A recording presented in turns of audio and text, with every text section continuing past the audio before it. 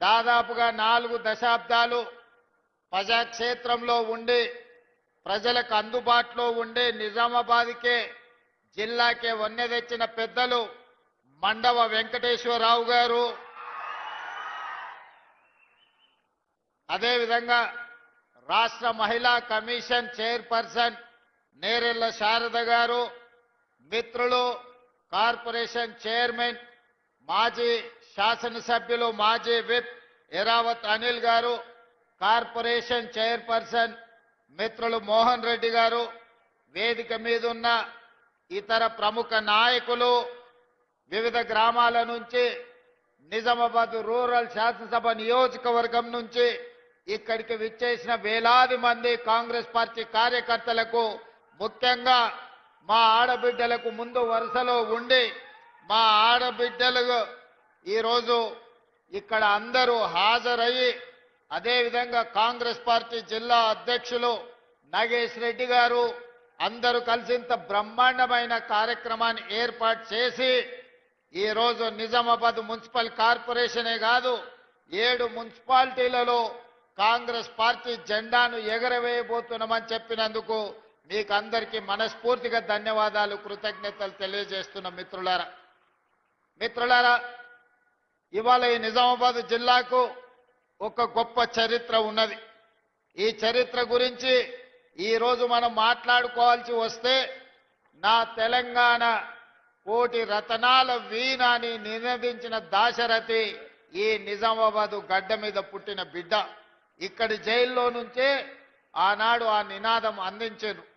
ఈరోజు ఈ జిల్లా నాయకత్వాన్ని చూస్తే ధర్మపురి శ్రీనివాస్ గారు కావచ్చు, సంతోష్ రెడ్డి గారు కావచ్చు, అరుగుల రాజారాం గారు కావచ్చు, తొలి తెలంగాణ ఉద్యమంలో ఆడబిడ్డలకు బంగారం అంటే ఎంతో మక్కువ, కానీ 69 తెలంగాణ ఉద్యమంలో తన సొంత బంగారాన్నే ఉద్యమానికి దానం చేసిన సదా లక్ష్మి గారు ఈ జిల్లా నుంచే నాయకత్వం వహించారు.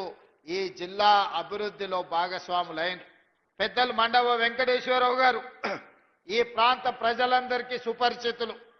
నిజామాబాద్ జిల్లా నుంచి నీతి నిజాయితీ కలిగిన నాయకుల పేర్లు చెప్పండి అనంటే మండవ వెంకటేశ్వరరావు గారు, సుదర్శన్ రెడ్డి గారు లాంటి వాళ్ళు ఈ జిల్లా నుంచి నాయకత్వం వహించి ఎన్నో సంవత్సరాలు మంత్రులుగా పనిచేసిన మచ్చలేని నాయకులుగా పనిచేసిన నాయకత్వాన్ని ఈ జిల్లా ప్రజలు మనకు అందించడం జరిగింది. ఈ నేపథ్యంలో ఈనాడు జరగబోతున్న మున్సిపల్ ఎన్నికలకు సంబంధించి ఈ రోజు విలక్షణమైన తీర్పు ఇవ్వాల్సిందిగా నిజామాబాద్ జిల్లా ప్రజల్ని నేను కోరుకుంటున్నా. మీకు అందరికీ తెలుసు 2014 తర్వాత 2 సార్లు శాసనసభ ఎన్నికల్లో టీఆర్ఎస్ పార్టీ కేసీఆర్ గారు ముఖ్యమంత్రిగా బాధ్యతలు చేపట్టారు. అదేవిధంగా జాతీయ స్థాయిలో జరిగిన పార్లమెంట్ ఎన్నికల్లో 3 సార్లు నరేంద్ర మోడీ గారు ప్రధానమంత్రిగా బాధ్యతలు చేపట్టారు. 12 సంవత్సరాలు నరేంద్ర మోడీ ప్రధానమంత్రిగా, 10 సంవత్సరాలు కల్వకుంట్ల చంద్రశేఖరరావు గారు ముఖ్యమంత్రిగా బాధ్యతలు చేపట్టి నిజామాబాద్ మున్సిపల్ కార్పొరేషన్ లో కూడా 2 సార్లు టీఆర్ఎస్ పార్టీని ఇక్కడ గెలవడం జరిగింది. నిజంగానే సమస్యలను పరిష్కరించి ఉంటే నిజామాబాద్ జిల్లాలో, నిజామాబాద్ నియోజకవర్గంలో, నిజామాబాద్ మున్సిపల్ కార్పొరేషన్ లో ఈ రోజు చెత్త కుప్పగా మారి మురికి కూపంగా మారుండే పరిస్థితులు కావు. ఈ 12 ఏళ్లలో బీజేపీ, ఈ 10 సంవత్సరాలలో టీఆర్ఎస్ ఏ ఒక్క సమస్యను పరిష్కరించకపోగా ఇక్కడ ఉన్న సమస్యలు మరింత జటిలమైనవి. అందుకే ఈనాడు నిజామాబాద్ జిల్లా ప్రజలకు నేను గుర్తు చేయదలుచుకున్నా, నిజామాబాద్ జిల్లా అంటే వ్యవసాయానికి మారు పేరు. అంకాపూర్ చికెన్ దేశంలోనికే ఒక ప్రఖ్యాతి గాంచింది. ఇవాళ పసుపు, నిజామాబాద్ పసుపు బంగారంతో పోటీ పడుతుంది. ఆయల్లో 1 క్వింటాల్ నిజామాబాద్ పసుపు అమ్మితే తులం బంగారం కొనుక్కునే పరిస్థితి ఉండే, క్వింటాల్ పసుపు మార్కెట్లో అమ్మి తులం బంగారం కొనుక్కొని ఇంటికి వచ్చేదని పెద్దలు చెప్పేటోళ్ళు. ఇక్కడ చెరుకు కానీ, ఇక్కడి పసుపు కానీ, ఇక్కడ వరి ధాన్యం కానీ, ఇక్కడి వ్యవసాయం తెలంగాణకే కాదు దేశానికే ఆదర్శం. నేను రైతు ధర్నాకు వచ్చినప్పుడు చెప్పిన, హర్యానా పంజాబ్లో ఏ విధంగా పౌరుషంగా రైతాంగం కొట్లాడుతుందో, రైతుల సమస్య వచ్చినప్పుడు రైతాంగ హక్కుల కోసం, రైతుల గిట్టుబాటు ధర కోసం మొత్తం తెలంగాణ రాష్ట్రంలోనే మొట్టమొదట కదం దొక్కేది నిజామాబాద్ రైతాంగం. ఇక్కడి రైతుల్లో ఉన్న చైతన్యం, ఇక్కడ రైతుల్లో ఉన్న పట్టుదల పోరాటం దేశానికి ఆదర్శం. అందుకే ఈనాడు రైతాంగ పోరాట పటిమ ఉన్న, ఈ ప్రాంతంలో గొప్ప నాయకత్వం ఉన్న కాంగ్రెస్ పార్టీ ఈనాడు గెలవాల్సిన అవసరం ఉన్నది. ఆనాడు ఎట్లయితే డాక్టర్ వైఎస్ రాజశేఖర రెడ్డి గారు డి శ్రీనివాస్ గారి నాయకత్వంలో వాళ్ళిద్దరి జోడీలో 2004, 2009 ఎన్నికల్లో కాంగ్రెస్ పార్టీ అధికారంలోకి రావడం మనం కళ్ళతో చూసినాం. అందుకే ఈనాడు ఖచ్చితంగా నేను ఈ వేదిక మీద నుంచి తెలంగాణ సమాజానికి మాట ఇవ్వదలుచుకున్నా. 2023 ఎన్నికల్లో నేను పిసిసి అధ్యక్షుడిగా, మహేష్ గౌడ్ గారు కార్యనిర్వాహక అధ్యక్షుడిగా 2023 నాడు కాంగ్రెస్ పార్టీని అధికారంలోకి తీసుకొచ్చినాం. మళ్ళీ 2029లో మహేష్ గౌడ్ గారు పిసిసి అధ్యక్షుడిగా, నేను ముఖ్యమంత్రిగా, ఆనాడు డాక్టర్ వైఎస్ రాజశేఖర రెడ్డి, ధర్మపురి శ్రీనివాస్ గారు రెండోసారి ఏ విధంగా కాంగ్రెస్ ను అధికారంలోకి తీసుకొచ్చిండ్రో మళ్ళీ తెలంగాణ రాష్ట్రంలో రెండోసారి అధికారంలోకి తీసుకొచ్చే బాధ్యత తీసుకుంటాం. నేను పిసిసి అధ్యక్షుడు కాకముందు ఈడ రైతుల సమస్యల మీద నన్ను ఆహ్వానించి ఇక్కడ ఒక కార్యక్రమాన్ని ఏర్పాటు చేసింది. దారెంబట వేలాది మంది రోడ్ల మీదకి వచ్చి స్వాగతం పలుకుతే మధ్యాహ్నం 12కి రావాల్సిన నేను సాయంత్రం 5 గంటలకు సమావేశానికి వచ్చిన వేలాది మంది రైతులు ఆనాడు నిలబడి మీరందరూ ఆశీర్వదించారు కాబట్టి ఆ తర్వాత కాంగ్రెస్ పార్టీ అధ్యక్షుడిగా నాకు బాధ్యత ఇచ్చింది కాంగ్రెస్ పార్టీ. ఆ కాంగ్రెస్ పార్టీ అధ్యక్షుడిగా ప్రజాక్షేత్రంలో ప్రజా సమస్యల మీద కొట్లాడడంతో ఈనాడు తెలంగాణ రాష్ట్రంలో కాంగ్రెస్ పార్టీ అధికారంలోకి వచ్చింది. ఈరోజు మీరు ఆనాడు అండగా నిలబడబట్టి అధిష్టానం దృష్టిలో ఖచ్చితంగా రేవంత్ రెడ్డి గారి నాయకత్వంలో పార్టీకి ఫలితాలు ఉంటాయని ఒక నిర్ణయం తీసుకోవడానికి నిజామాబాదే వేదిక అయ్యింది. నిజామాబాద్ జిల్లానే కారణమైంది. అందుకే నా మనసులో ఎప్పుడు నిజామాబాద్ జిల్లాకు ప్రత్యేకమైన స్థానం ఉంటుంది. ఈ జిల్లాలో ప్రాజెక్టులను పూర్తి చేయడానికి, ఈ జిల్లాకు అదనంగా నిధులు మంజూరు చేయడానికి, ఈ జిల్లాకు రాజకీయ నేపథ్యం, రాజకీయంగా అవకాశాలు కల్పించడానికి నా సాయశక్తుల ప్రయత్నం చేస్తా. ఈ జిల్లా అభివృద్ధికి 100% సహకరిస్తా అని చెప్పి ఈ సందర్భంగా మిత్రులందరికీ తెలియజేస్తున్నా. మిత్రులారా, ఈనాడు కాంగ్రెస్ పార్టీ అధ్యక్షుడిగా మిత్రులు మహేష్ కుమార్ గౌడ్ గారు ఉన్నారు. వారు భూపతి రెడ్డి గారు నాకు చేసిన విజ్ఞప్తి మేరకు, పెద్దలు సుదర్శన్ రెడ్డి గారి సూచన మేరకు ఈ నిజామాబాద్ యూనివర్సిటీకి ఇంజనీరింగ్ కాలేజ్ కానీ, అగ్రికల్చర్ కాలేజ్ కానీ, ఇతర ఇంటిగ్రేటెడ్ స్కూల్స్ కానీ 600 కోట్ల రూపాయల రోడ్లతో ఈనాడు అభివృద్ధి కార్యక్రమాలు చేసుకున్నాం. ఈరోజు పిసిసి అధ్యక్షుడు, నేను అధ్యక్షుడు అయిన తర్వాత జిల్లాకు అదనంగా నిధులు ఇవ్వాలి, జిల్లాను అభివృద్ధి చేయాలి, మీ వంతు సహకారం ఉండాలి అని మిత్రుడు మహేష్ కుమార్ గౌడ్ గారి సూచనతోటి ఇవాళ ఈ అభివృద్ధి కార్యక్రమాలు అన్నిటిని కూడా ముందుకు తీసుకెళ్తున్నాం. ఇదే కాదు, నిజామాబాద్లో ఉన్న బాన్స్గడ కావచ్చు, కామారెడ్డి కావచ్చు, ఎల్లారెడ్డి కావచ్చు, బిచ్కుంద కావచ్చు, ఆర్మూర్ కావచ్చు, భీమ్గల్ కావచ్చు, బోధన్ మున్సిపాలిటీ కావచ్చు, నిజామాబాద్ మున్సిపల్ కార్పొరేషన్ 7 మున్సిపాలిటీలు ఒక కార్పొరేషన్లో 1045 కోట్ల రూపాయలతోని ఈనాడు అభివృద్ధి కార్యక్రమాలు మనం చేపట్టుకుంటున్నాం. తెలంగాణ రాష్ట్రంలో మున్సిపల్ శాఖ మంత్రిగా 17,445 కోట్ల రూపాయలు ఈ 2 సంవత్సరాలలో నిధులు మంజూరు చేసి అభివృద్ధి కార్యక్రమాలతో ముందుకు వెళ్ళాలనుకున్నాం. కానీ చాలా దగ్గరలో 99% రాష్ట్రంలో బీఆర్ఎస్ వాళ్ళే మున్సిపల్లో కౌన్సిలర్లు, కార్పొరేటర్లు, చైర్మన్లు, మేయర్లుగా ఉండడంతో మనం నిధులు ఇచ్చినా అభివృద్ధి కార్యక్రమాలు ముందుకు సాగలేదు. ఈరోజు మనం నిధులు మంజూరు చేసినా ఈ ప్రభుత్వానికి ఎక్కడ పేరు వస్తుందో, ముఖ్యమంత్రే కాదు మున్సిపల్ మంత్రి కూడా రేవంత్ రెడ్డి ఉన్నాడు, ఈ అభివృద్ధి జరిగితే కాంగ్రెస్ పార్టీకి మంచి పేరు వస్తుందని చెప్పి బీఆర్ఎస్ నాయకులు అభివృద్ధిని అడ్డుకున్నారు. ఇవాళ మీకు అందరికి ఒక మంచి అవకాశం వచ్చింది. 10 ఏళ్లు బీఆర్ఎస్కి ఇచ్చిండ్రు, 12 ఏళ్లు బీజేపీకి ఇచ్చిండ్రు. ఈ ప్రాంతంలో 2 సార్లు ధర్మపురి అరవింద్ను పార్లమెంటు గెలిపించారు. ఇవాళ మళ్ళీ మోడీ మంత్రం చదువుతున్నాడు ధర్మపురి అరవింద్ గారు. నేను అడుగుతున్నా, అయ్యా గల్లీలో కౌన్సిలర్ కావాలంటే, గల్లీలో మోరీ తీయాలంటే మేము ఢిల్లీకి వెళ్ళి మోడీని అడగాలనా? ధర్మపురి అరవింద్ గారు మీరే పార్లమెంట్ సభ్యులు కదా, ఈ 7 ఏళ్లలో నువ్వు ఏమి తీసుకొచ్చినావో లెక్క చెప్పు. మిమ్మల్ని 2 సార్లు ఎంపీగా గెలిపిస్తే మోడీ గారి దగ్గర నీకు చాలా పరపతి ఉందంటావు కదా, మరి మోడీ గారి దగ్గర పరపతి ఉంటే ఎందుకు మీరు స్మార్ట్ సిటీ కింద నిజామాబాద్ను తీసుకురాలేకపోయినరు?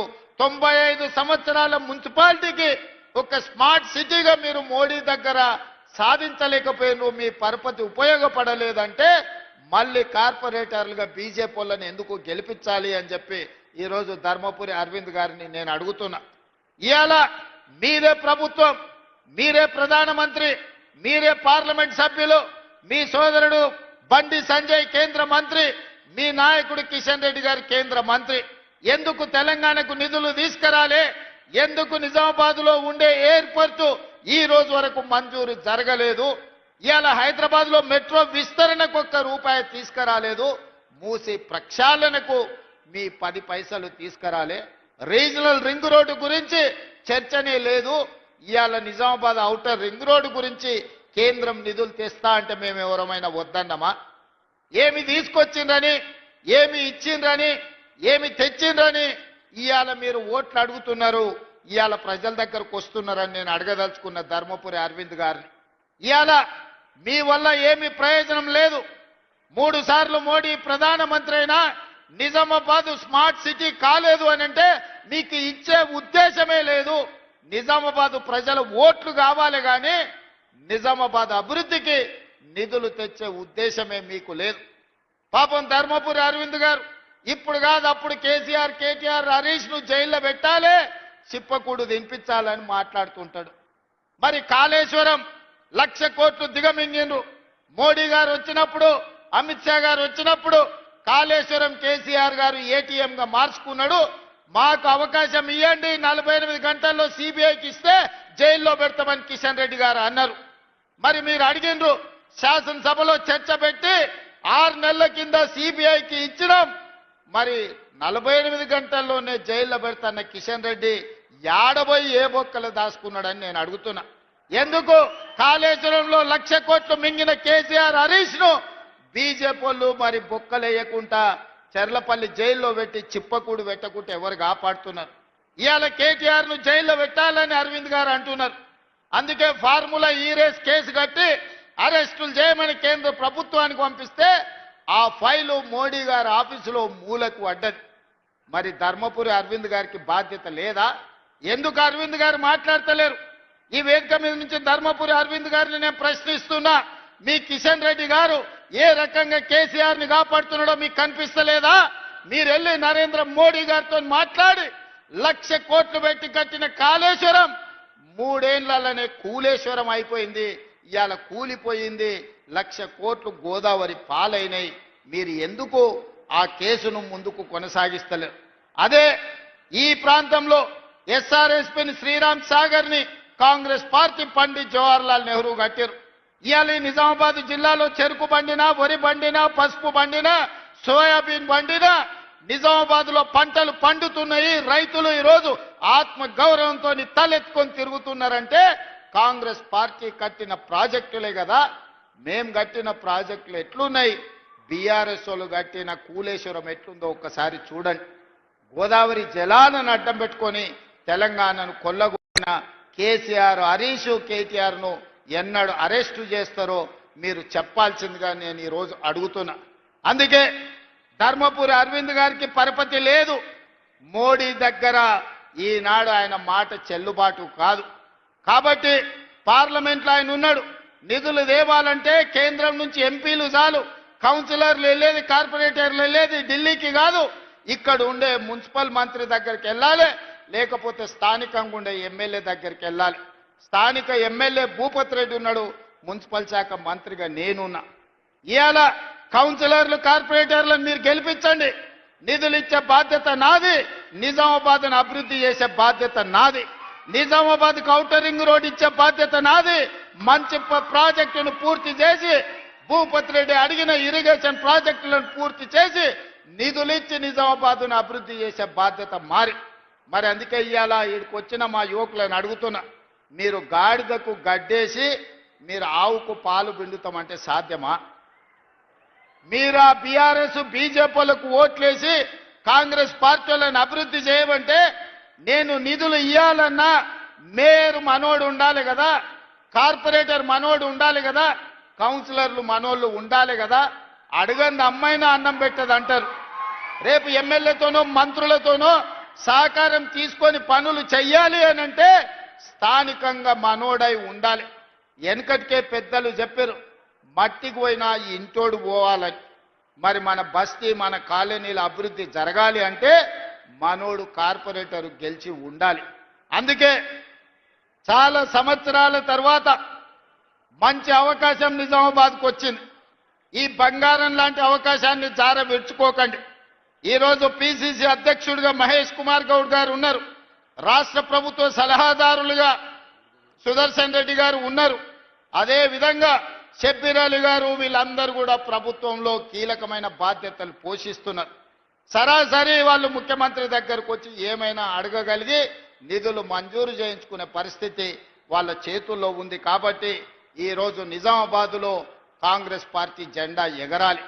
అదేవిధంగా మిత్రులారా, నిన్న బీజేపీ అధ్యక్షుడు రామచంద్రరావు గారు మాట్లాడుతూ ఈయన రేవంత్ రెడ్డి కాదు రేవంతుద్దీన్ అని చెప్పి నన్ను ముస్లిం పేరు మీద పిలిచిండు. సంతోషం. 100 సంవత్సరాల క్రితం బ్రిటిష్ వాళ్ళు ఉన్నప్పుడు బీసీ కులగణన చేశారు. 100 ఏళ్ల వరకు బీసీల లెక్కలు ఎప్పుడు ఈ దేశంలో చేయలే, ఏ రాష్ట్రంలో చేయలే.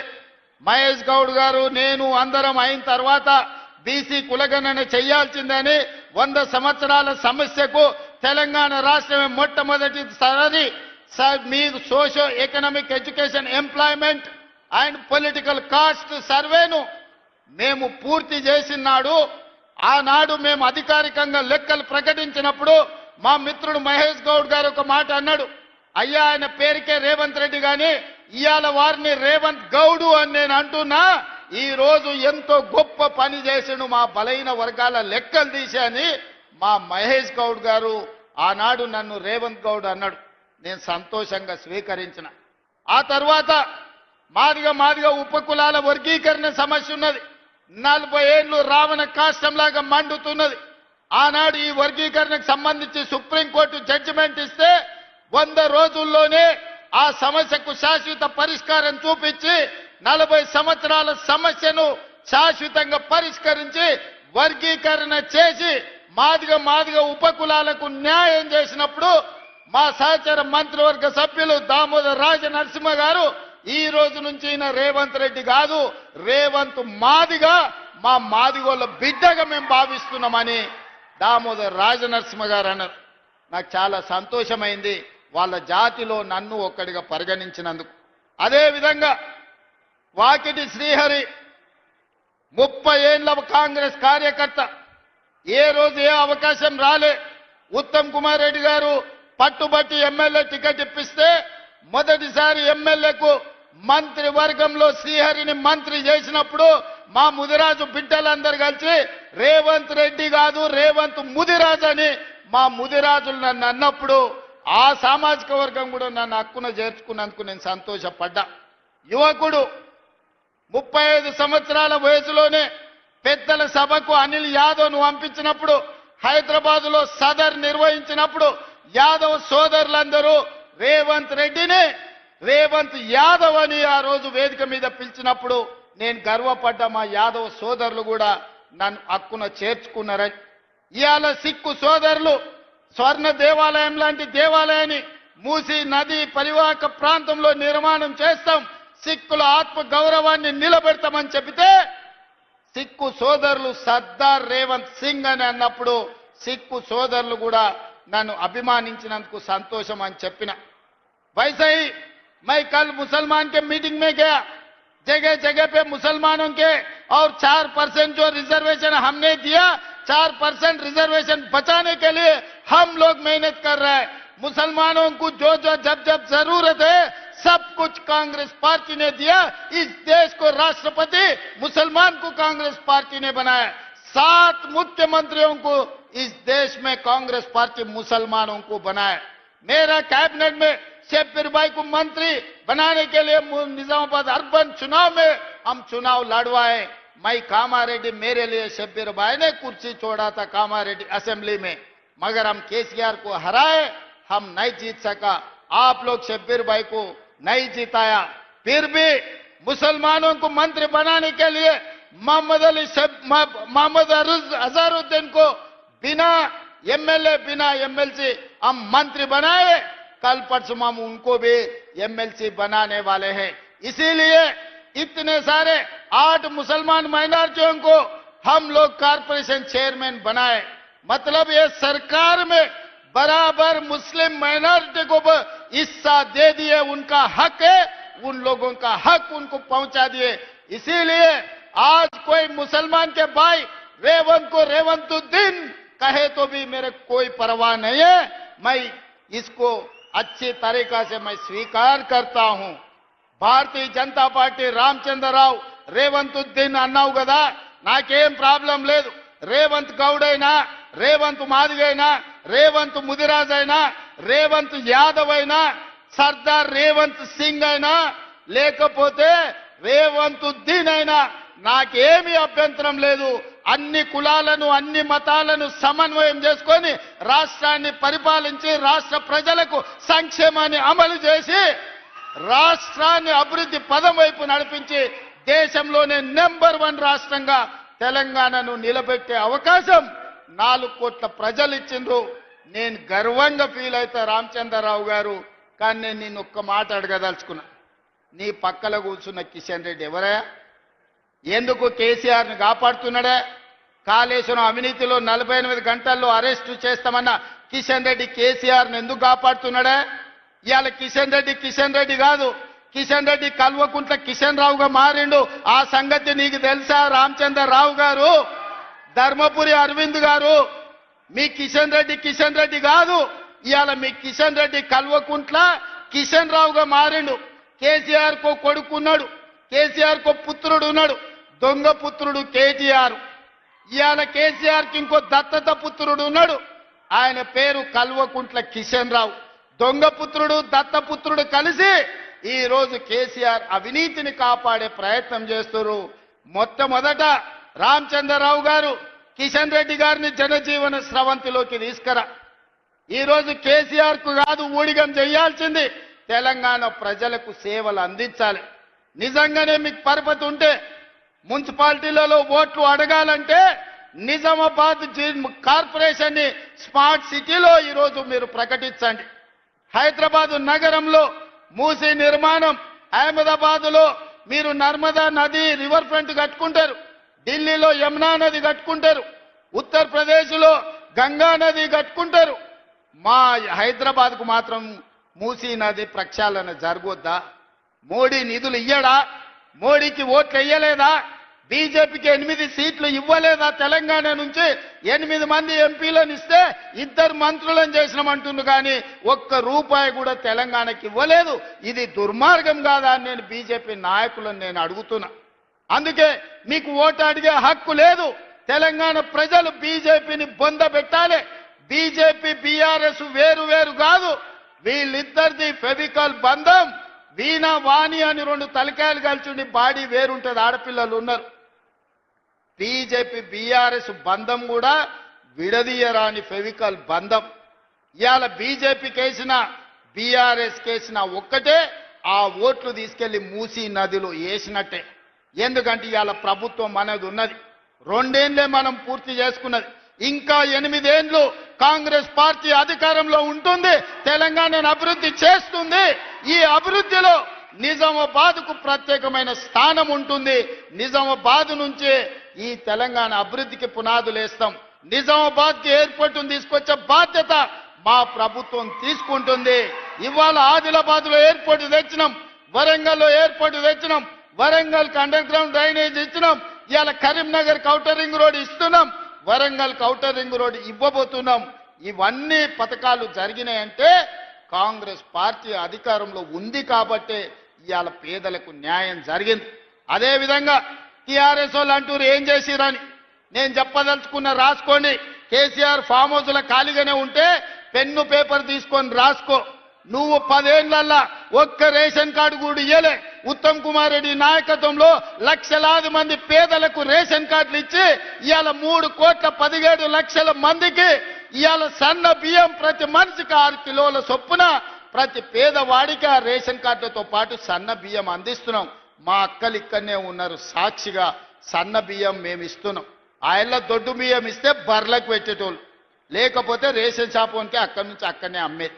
ఇవాళ మా అక్కలు సన్న బియ్యం వాళ్ళు తినడమే కాదు, సంటి పిల్లలకి ఇవాళ వండి బుక్కెడు బువ్వ ఆడబిడ్డలు పెట్టుకుంటున్నారంటే మేమిచ్చిన సన్న బియ్యం కాదా? అదేవిధంగా ఆయల్ల భూమి ఉన్నోనికి, వ్యవసాయం ఉన్నోనికే ఉచిత కరెంటు ఉండే, పట్టణాలలో పేదోళ్లకు ఉచిత కరెంటు లేదు. అందుకే పాదయాత్ర సందర్భంగా పేదలు నా దృష్టికి తెస్తే ఇవాళ పేదవాళ్ళ ఇళ్లకు 200 యూనిట్లు ఉచిత కరెంటు, 50 లక్షల కుటుంబాలు ఇవాళ ఉచిత కరెంటును ఇవాళ లబ్ధి పొందుతున్నారు. 50 లక్షల పైగా 500 రూపాయలకే సిలిండర్ ఇవాళ పేదవాళ్ళ ఇళ్లకు మనం చేరవేసినాం. అంతెందుకు మా అక్కలు ఇవాళ 2 ఏళ్లలో ఆయల్ల అమ్మగారింటికి పోవాలన్నా, లేకపోతే అమ్మవారిని దర్శించుకోవాలన్నా ఇంటి ఆయననో కన్న కొడుకునో ఇంటి ఆయననో పైసలు అడిగితే ఇస్తే ఇచ్చినట్టు దసరా పండుగ కడితే ఉగాది పండుగ పోదుపో అనేటోళ్ళు. అవునా అక్క? నిజమేనా? ఇక వాళ్ళు ఏదన్నా అంటే మనసు బాధపడేది, ఎవరికి చెప్పుకోకుండా కిచెన్ రూమ్లో పోయి ఏడ్చి కళ్ళు దుడుచుకొని మళ్ళీ వండి పెట్టేది. అవునా? ఇవాళ ఇంటి ఆయన బావి కాడిపోతే మా అక్క అమ్మగారింటికి పోయి అమ్మని చూసి వెనక్కి వస్తుంది. పండుగ పూట ఉందంటే పిల్లల్ని తీసుకొని బరాబరు లక్ష్మీ నరసింహస్వామి పోవాలన్నా, భద్రాచలంలో రాముల వారిని దర్శించుకోవాలన్న బస్సులో పోతుర్రా? ఎప్పుడన్నా ఈ 2 ఏళ్లలో ₹1 ఎవరైనా బస్ కిరాయి అడిగినరా అక్క? 9,000 కోట్ల రూపాయలు మా ఆడబిడ్డల బస్ కిరాయిలకు నేను ఆయనని చెప్పిన, నా ఫోటో పెట్టుకొని ఎవరైనా బస్ కిరాయి కండక్టర్ అడితే మా తమ్ముడు పట్నంలో ఉంటాడు తెచ్చుకోపోరే అని ఫోటో చూపించమని మా అక్కలకు చెప్పిన. ఈ 2 ఏళ్లలో మా అక్కల్ని నేను అడుగుతున్నా, ఒక్కరైనా ₹1 మిమ్మల్ని బస్ కిరాయి అడిగినరా? మీరు చెప్పండి అక్క. అడగలే కదా? ఇది కేసీఆర్ మేము ఆడబిడ్డలకు 9,000 కోట్ల రూపాయలు బస్సుల ఉచిత ప్రయాణానికి మా ప్రభుత్వం కట్టింది. పొన్నం ప్రభాకర్ కు ఇవాళ మా ప్రభుత్వం తరఫున 9,000 కోట్లు చెల్లించినాం. ఇదే కాదు, బస్సులో ఉచిత ప్రయాణమే కాదు, 1000 బస్సులు మా స్వయం సహాయక సంఘాలకు కొనిపించి బస్సుల యజమానులను ఇవాళ మా ఆడబిడ్డల్ని చేసినాం. సోలార్ పవర్ విద్యుత్ ఉత్పత్తి అదాని అంబానీలు కాదు, మా ఆడబిడ్డలకు 1000 మెగావాట్లు ఇవాళ వాళ్ళకు వ్యాపారాన్ని అప్పజెప్పినాం. హైటెక్ సిటీ పక్కన మైక్రోసాఫ్ట్, ఇన్ఫోసిస్, విప్రో లాంటి కంపెనీలే కాదు ఇవాళ 3.5 ఎకరాలు 100 కోట్ల రూపాయల భూమి, 150 షాపులు వాళ్ళు ఉత్పత్తి చేసిన వస్తువులు అమ్మనికే శిల్పారామం పక్కన మా ఆడబిడ్డలకు ఇచ్చినాం. రైతులకు రైతు బోనస్ ఇచ్చినాం, రైతులకు రైతు రుణమాఫీ చేసినాం.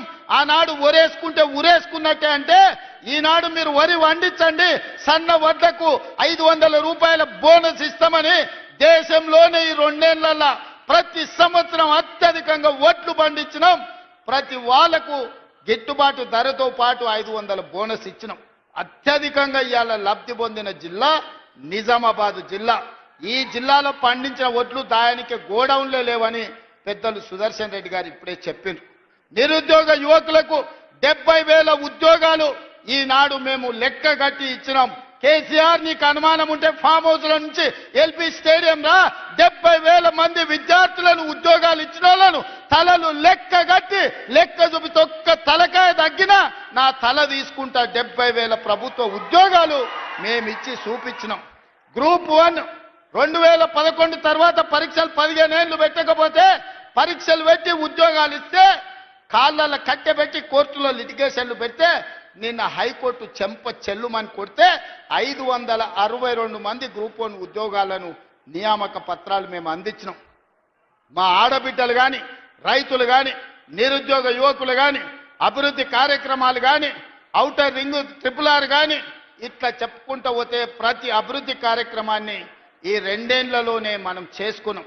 అందుకే ఆ చిక్కుముళ్ళను అన్నిటిని ఒకటొకటి పరిష్కరించుకుంటూ ఈ రోజు తెలంగాణ రాష్ట్రాన్ని అభివృద్ధి పదం వైపు నడిపించడానికి మేమందరం తీవ్రమైన ప్రయత్నం చేస్తున్నాం. నిండు మనసుతో మీ ఆశీర్వాదం కావాలి. ఈ రోజు మీరు అండగా నిలబడితే తెలంగాణను అద్భుతమైన రాష్ట్రంగా, ఈ దేశంలోనే నెంబర్ 1 రాష్ట్రంగా తీర్చిదిద్ది Telangana is rising, come join in Telangana rising అని ఈ రోజు తెలంగాణను ముందుకు తీసుకెళ్తాం. మీరు అండగా నిలబడాలి. నిజామాబాద్ జిల్లా నిండు మనసుతో ఆశీర్వదించాలి. వాళ్ళు వీళ్ళు ప్రలోభాలు పెట్టినా, వాళ్ళు వీళ్ళు ఏది చెప్పినా వినకండి. మీ సమస్యల్ని పరిష్కరిస్తా. మున్సిపల్ కార్పొరేషన్లో కాంగ్రెస్ జెండా ఎగరేసినాక మున్సిపల్ మంత్రిగా మళ్ళీ నిజామాబాద్కు వస్తాను. మిమ్మల్ని అందరినీ కలుస్తాను. మీతో కూర్చొని సమస్యల్ని పరిష్కరిస్తాను. మీరందరూ అండగా నిలబడాల్సిందిగా నిజామాబాద్ కార్పొరేషన్